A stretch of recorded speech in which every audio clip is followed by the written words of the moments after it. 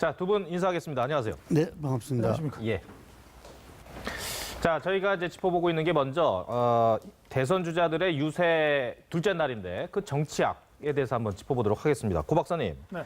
오늘은 저희가 소개를 해드렸습니다만 문재인 후보는 제주서부터 전주, 그러니까 호남 지역을 가고요. 그리고 홍준표 후보는 부울경 지역, 그리고 안철수 후보는 대전, 그리고 대구 등등 이렇게 다닙니다. 뭐 네. 유승민 후보는 수도권 다니고요. 네. 올 둘째 날인데 지역을 저렇게 선정한 이유가 있죠.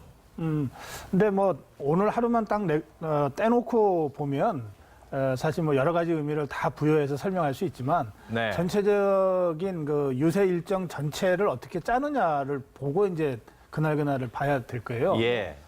그런데 어제 오늘 이렇게 연이어서 이렇게 동선을 보면 예. 안철수 후보는 이게 확장성에는 자신이 있는 것 같습니다. 예. 그런데 실제로 그 호남의 지지층이 아직 그 단단하지 못하다고 판단하는 것 같아요. 그러니까 그 호남을 먼저 공략하고 이제 중원으로 가겠다는 전략을 어제 오늘 이렇게 구사하고 있는 겁니다. 예.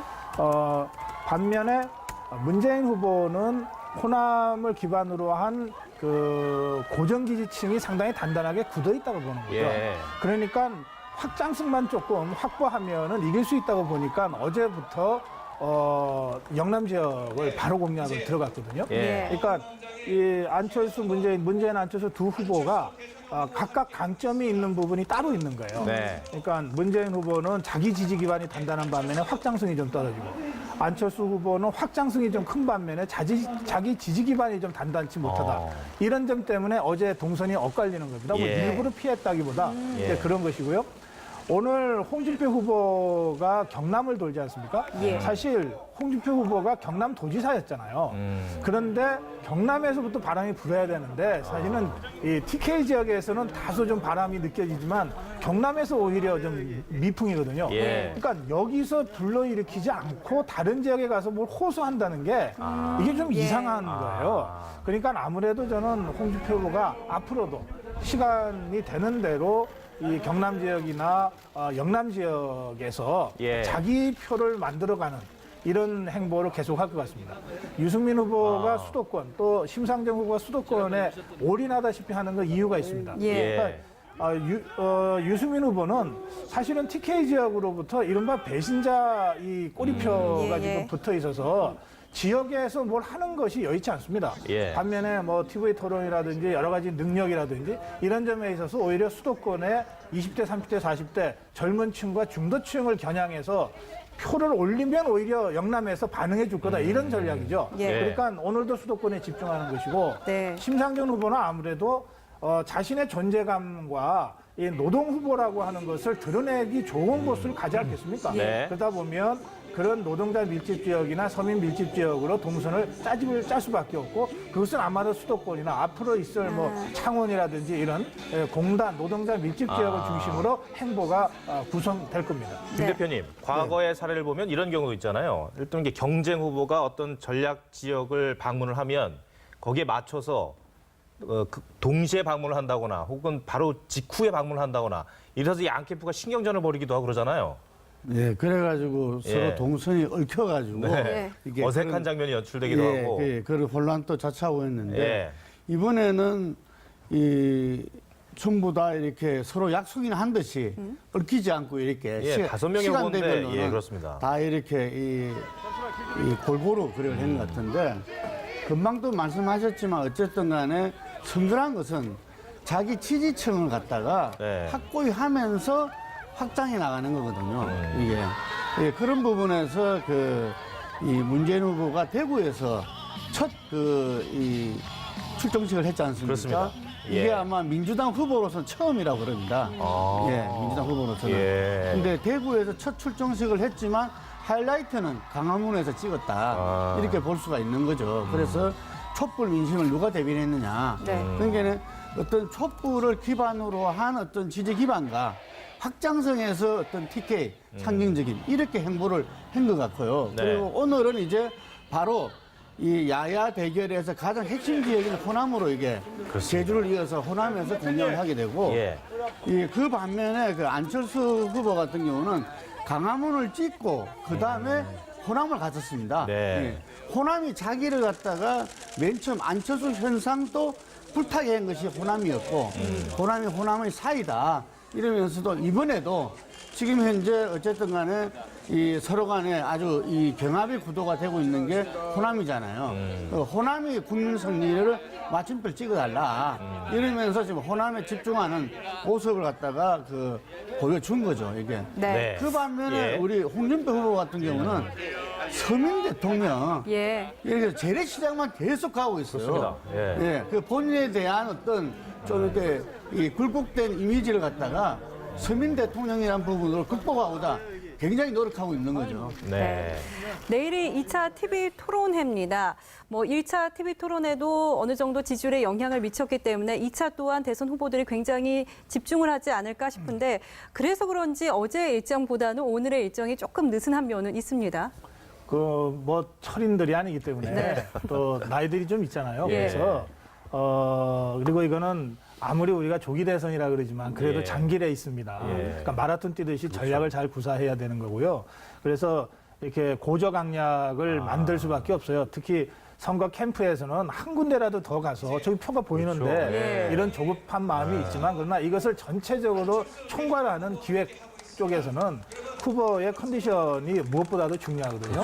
그래서 이거를 장기 레이스를 할 수 있도록 고조장단을 주는데 이 중간중간에 말씀하신 대로 TV 토론이라고 하는 굉장히 중요한 승부처들이 있잖아요. 예. 그러니까 모든 캠프가 다 TV 토론을 앞두고는 다소 일정을 한두 개라도 좀 줄여서 예. 후보가 조금 더 쉬게 하고 좀 생각을 가다듬게 하고 그렇죠. 이런 방식으로 할 겁니다. 그러니까는 오늘 모든 후보들의 동선이 상대적으로 짧고요. 예. 그리고 아마 방문하는 곳도 그렇게 많지 않고 그러면서 자기 정리를 하는 시간을 최대한 좀 만들어 주려고 다들 캠프가 노력할 겁니다. 참 근데 김 대표님 보면 후보들의 일정을 보면 육체적으로나 정신적으로나 정말 살인적인 일정을 소화를 하는데 보면 이렇게 하다가 뭐 쓰러지는 거나 몸이 아픈 후보는 또 없어요. 그 기간 동안에. 끝나고는 모르겠습니다만. 제가 후보들한테 들어보면은 예. 이 엔트로핀이 아, 아주 이게- 샘솟는답니다. 누가 보더라도 저 목이 쉬어가지고 새로운 힘이 나오는군요. 하기 어려울 것 같은데도 불구하고 네. 물론 여러 가지로 그거는 하고 있지만 예. 이 어쨌든 목소리도 네. 선거 끝나고 나면 팍 신답니다. 이게 그래서 후보들이 아마 정말 집중력이 대단한 거죠. 예, 그리고 그걸 위해서 알게 모르게 서로 체력 훈련도 해놨고 예. 예, 그래서 아마 이 선거운동이 끝날 때까지는 바로 그 다음날 뻗더라도 아마 이 유세를 갖다 계속하는 데는 아마 지장 없지 않을까 이렇게 싶습니다. 아니 네. 후보들은 이런 순간에 이 선거운동 기간에 초능력 같은 게 좀 생기나 봐요. 그렇기도 하고요. 어. 이동하는 과정에서 되게 쪽잠을 잡니다. 자고. 그리고 아. 다들 이제 이 심장이 강하고 신경줄이 강한 사람들이 정치하지 않겠습니까? 예. 그러니까 또 워낙 일정도 초인적으로 힘든 일정이라 그냥 머리만 대면은 자는 후보들이 대부분이에요. 오. 그래서 그 이동 순간에 한 30분 정도 깊이 숙면 취하면 또 그 다음 활동하는데 크게 무리가 없어요. 근데 좀 문제는 이게 이제 여러 캠프에 여러 조직들이 있지 않습니까? 조직 파트도 있고 정책 파트도 있고 하다 보면 어떻게든 자기들이 그동안 좀 이렇게 작업한 것에 후보가 와서 점을 찍어주기를 바라거든요. 그러니까 일정을 조정하는 게 쉽지가 않습니다. 예. 어떤 일정 하나를 조금 이번에는 좀 너무 무리니까 좀 예. 없앱시다. 이거는 뭐 캠프 안에서 큰 분란이 일어납니다. 그리고 캠프도 후보 입장에서도 거기 가면은 다만 몇백 표, 몇천 표가 예. 있는데 그럼 내가 좀 더 무리하지 가자 이렇게 되거든요. 그러면 짜다 보면 일정이 사실은 사람이 소화할 수 없는 수준의 일정들이 짜여집니다. 그리고 이거를 후보는 또 그래요. 후보는 뭐 앉아서 자면서 어쨌든 최대한 경호까지 받으면서 가는데 중요한 거는 스태프들이 먼저 가서 도착해서 준비해놔야죠. 그다음에 후보가 다음 동선으로 갈 때 마무리한 다음에 다시 또 그 후보를 앞줄여서 가야 되잖아요. 예. 그러니까 수행하는 쪽이 정말 살인적입니다. 이게 그러다 보니까 이제 이런저런 그 안타까운 사고들도 이제 생기게 되는 건데요. 예. 이 부분을 최대한 전체적으로 잘 관리하는 전략 파트 이게 예. 살아 있어야 네. 이런 안전사고도 좀 최소화할 수 있고 네. 그리고 10군데 가서 잠깐씩 도는 것보다 8군데 가서 네. 깊이 하는 것이 표 없는 데는 더 좋거든요. 네. 그러니까 그런 방식의 전략적 조절을 할 수 있는 그 이 사령도가 굉장히 중요합니다. 네. 고 박사님께서 지적을 잘 해주셨는데 일정이 이렇게 정말 살인적이다 보니까 사고가 따릅니다. 사고가. 네. 이 대선 공식 유세 첫날 문재인 후보 안철수 후보 캠프에서는 유세 차량 사고가 나는 안타까운 일이 있었습니다. 그런데 그렇죠. 이 지난 대선 과정에서도 유세 차량 사고로 박근혜 당시 후보의 보좌관이 사망하는 일이 그렇습니다. 있었습니다. 그때 한번 화면 보시죠. 참 어려운 때도 같이 이렇게 잘 극복해오고 그랬는데 이렇게 한순간 갑자기 이렇게 격적 떠나게 되니까 그것도 불의의 사고로. 네, 당시에는 그렇습니다. 예. 수행하던 보좌관의 사망이었는데 이번 같은 경우에는 유세 차량에 치여서 오토바이 운전자가 사망을 했습니다. 예. 그 국민의 안전을 책임지는 대통령 선거에 나선 분인데 네. 실제로 금방 말씀하신 대로 이 워낙 이렇게 이 초인적인 일정이다 보니까 네. 이 캠프에서 그 부분들을 갖다가 이 소화해 나가는데 상당히 오버로드가 걸릴 가능성이 크죠. 그렇기 때문에 그 유세 차량이 아마 전국적으로 거의 그 230대 정도 그 1, 2의 순위 예, 예. 후보는 그 시군마다 다 돌아다닙니다. 예. 그렇기 때문에 그 부분들이 또 이렇게 후보가 없다 해서 유세 차량이 활동을 안 하는 게 아니라 예. 계속 후보 동영상을 찍어주고 연설원이 와서 하고 계속 하고 있거든요, 이게. 그래서 이 부분들이 정말 이 많은 지역을 돌아다니면서 하기 때문에 기사도 굉장히 힘들고 예. 같이 다니는 사람들도 아까 말한 대로 쪽잠을 잘고 이렇게 다니고 그렇죠. 이럴 경우가 큽니다, 이게. 예. 그렇기 때문에 아마 말한 대로 후보 캠프에서는 이 안전을 좀 중시해가지고 이 부분들에 대해서 정말 전국 각지에서 뛰고 있는 분들이 다 이렇게 그 나름대로 이렇게 휴식과 이 유세 활동을 갖다가 적절히 잘 배합해서 해야 되지 않나 봅니다. 예. 예. 그게 참 마음처럼 안 될 텐데 네. 김 대표께서 말씀하셨던 것처럼 일단 이 안전이 제일 중요하죠. 우리가 잘 살자고 하는 일인데. 전부 다. 그러니까요. 그러죠? 그래서 예. 후보가 직접 지시해야 됩니다. 너무 무리하게 일정 짜지 예. 마라. 네. 10개 일정 중에 하나만 줄여도 다 안전하게 할 수 있거든요. 예. 그리고 그 예. 후보의 생각을 이 실행할 수 있는 전략지휘부가 실제로 좀 그런 면에서는 좀 정권을 행사할 수 있어야 됩니다. 네. 예. 그런 점을 각 캠프가 좀 유념할 필요가 있습니다. 예. 네. 자, 저희가 계속해서 얘기해왔던 것 중에 하나가 이 제3지대론이었습니다. 이제 제3지대론은 소멸한 것 아니냐 이런 네. 얘기들이 많이 나왔었는데 글쎄요, 그 저희가 말하는 것이 이제 김종인 전 대표, 네. 정우찬 전 총리, 홍석현 전 회장 이 세 사람이 과연 어떤 역할을 또 할 수 있을까? 문재인 후보가 로브콜을 했다고 하는데 일단 박영선 의원 발언 들어보겠습니다. 제가 안산에 세월호 참사 3주기 추모식 참여하고 나서 예. 바로 김종인 대표 대구로 찾아뵀습니다. 요? 네, 함께 해주십시오. 예, 지금이라도? 하는 간곡한 그 청을 제가 전달을 했습니다. 홍 회장님하고는 문재인 대표하고 아마 직접 만나신 걸로 제가 알고 있고요. 그러니까요, 고 박사님, 저희가 이제 저 세 분의 역할은 이미 조금 작아지지 않았냐 이런 생각을 했는데 문재인 후보가 상당히 적극적인가 봐요. 그 박영선 그 선대위원장의 예. 작품이잖아요. 예. 그러니까 박영선의 힘 이렇게도 표현할 수 있습니다. 예.